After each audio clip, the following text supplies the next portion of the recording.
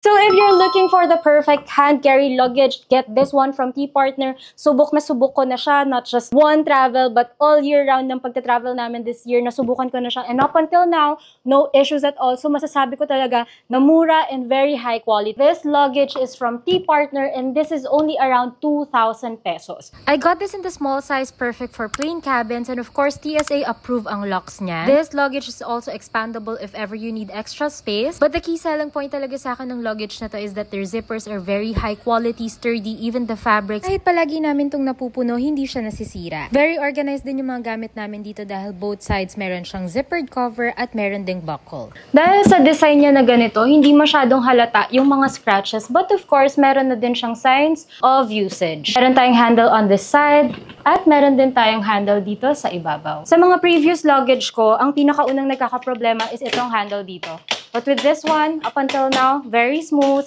and no issues at all. It's also very easy to maneuver kahit cobblestone pa yan, kahit sobrang bigat, sobrang sulit talaga ng luggage na to. So, I'll just put the link in my bio. Bye!